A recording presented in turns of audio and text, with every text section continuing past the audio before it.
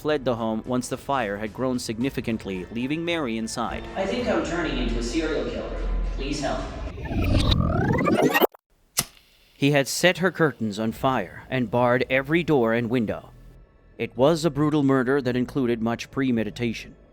Tiernan added that for him, that this was a kind gesture, as Mary was suffering from dementia. Have you ever played Truth or Dare? It's typically a very innocent game, right? Well, one night in 2021, 19-year-old Tiernan Darton was playing Truth or Dare when he admitted to burning his step-grandmother alive when he was 17. Let's investigate the case of the 17-year-old who admitted to killing his grandma in Truth or Dare to learn more about his motive, and how he managed to avoid prosecution for so long. In Heysham, Lancashire, the current story begins. Tiernan Darton was born there on September 19, 2000. It is a peaceful coastal town in the northwest of England. Tiernan was raised by his mother and stepfather.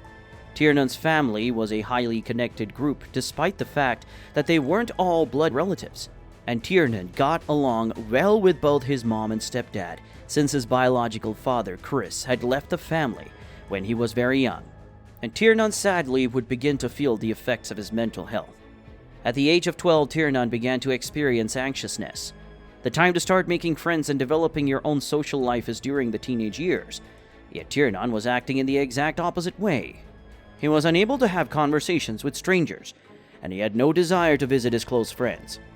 He eventually stopped wanting to attend school. He became anxious at the mere notion of entering those large doors with all eyes on him. The school ultimately decided to allow Tiernan to be homeschooled after Tiernan's family met with them. In the UK, this is relatively uncommon. However, Tiernan had the physical capacity to go to school. At this time, his feelings of sadness and fear were preventing him from moving forward. Sadly, though, Tiernan would have benefited from social interaction. Instead, he and Chris and his mother were imprisoned inside their house. His feelings of depression grew worse. Tiernan received a referral to CAMS, the Children and Adolescent Mental Health Services, towards the latter part of his adolescence. He saw a psychiatrist who prescribed him various medications to manage his depression and feelings of anxiety. It's unclear if Tiernan's therapist provided the best care or whether it was all benefited Tiernan.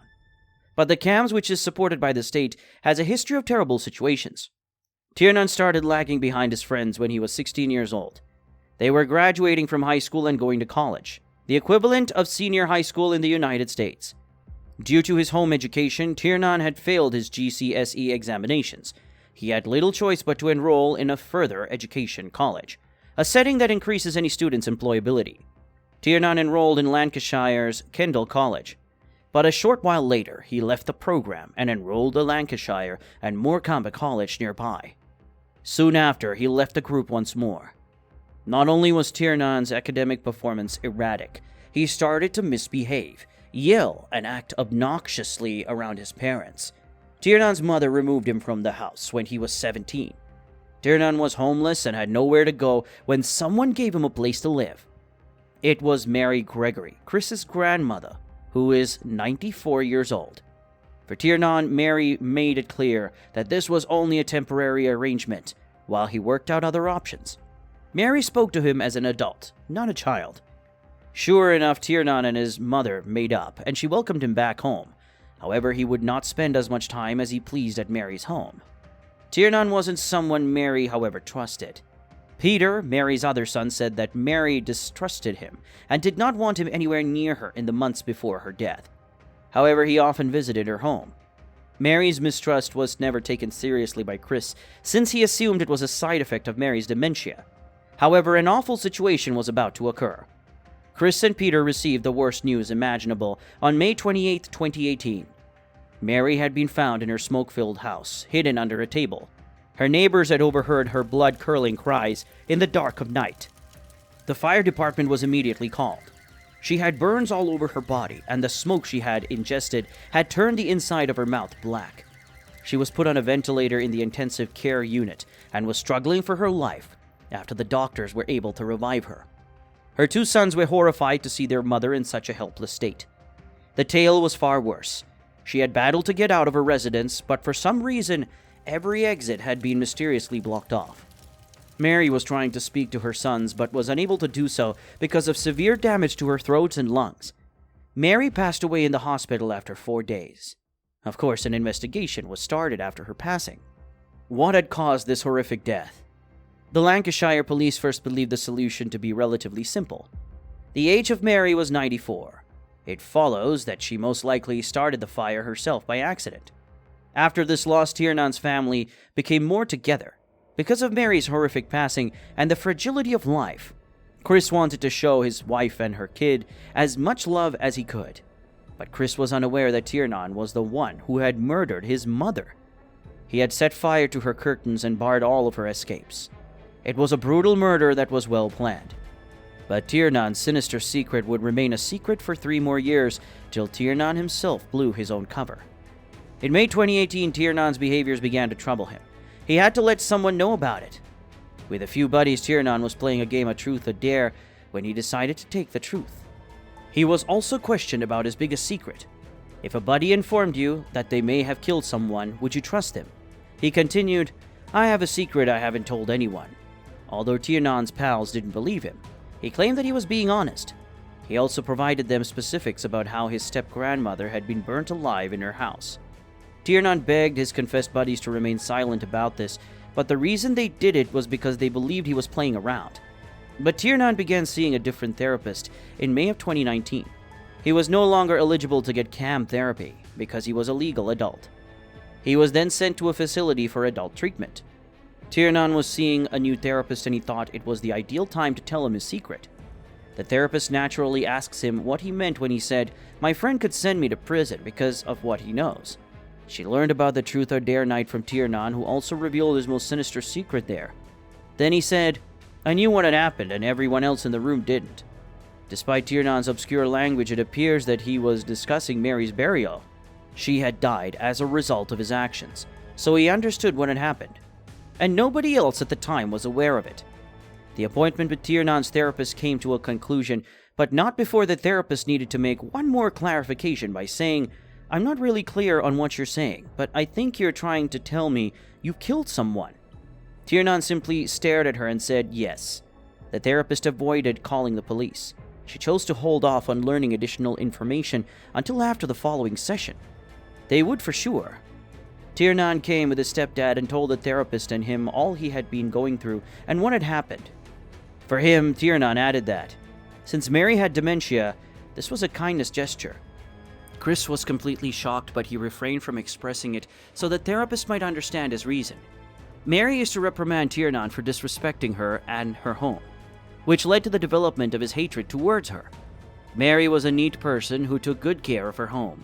However, after Tiernan moved in with her, he would devour everything and make a mess everywhere, and bring others over, making an even bigger mess for Mary, 94, to clean up.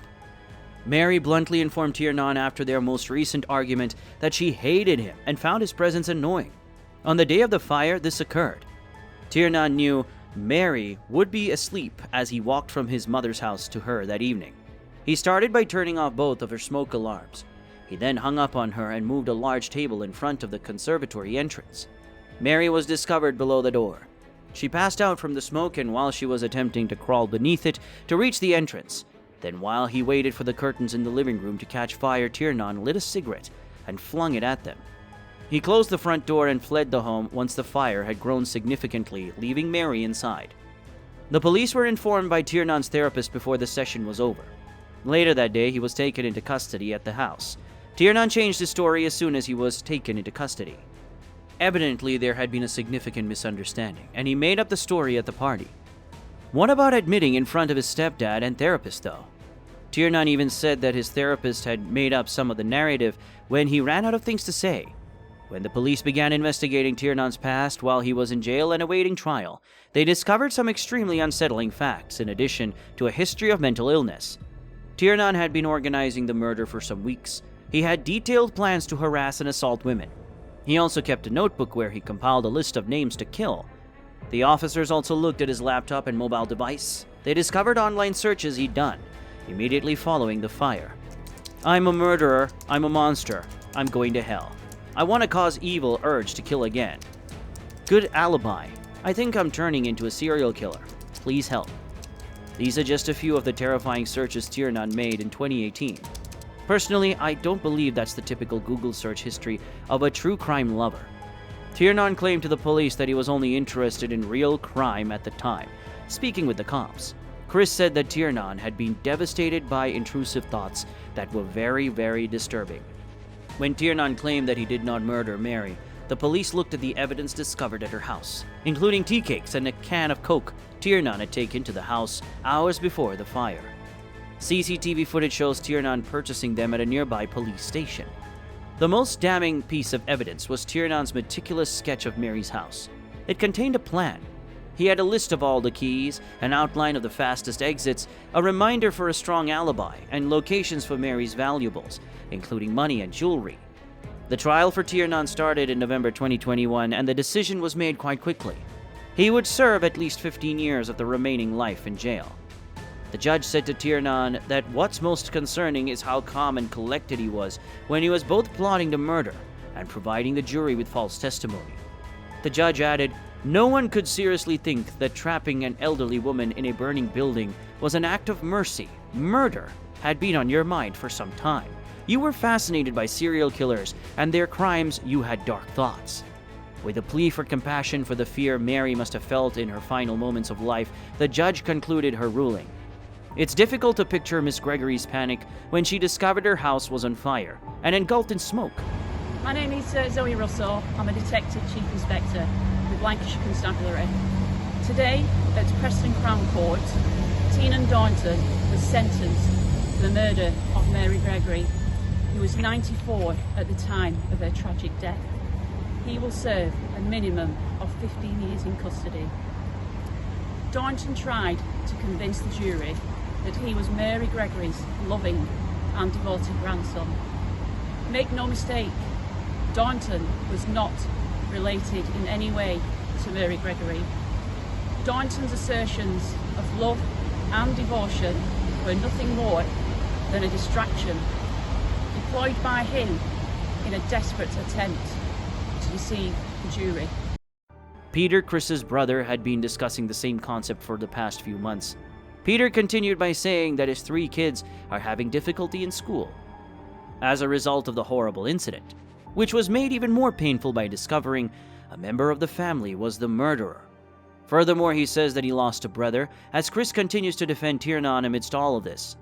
"I must live with the burden that my brother did not heed the warnings from his mother to stop him going into her house, and even gave him keys." The tragedy of the story is compounded by Tiernan's refusal to take responsibility for the tragedy he brought about. And that is the truly upsetting case of Tiernan Darnton.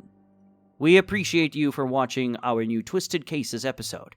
If you can handle it, please like and subscribe to this video and check out some of our other terrifying stories. It's frightening out there, so have a nice night. Be safe and look out for one another.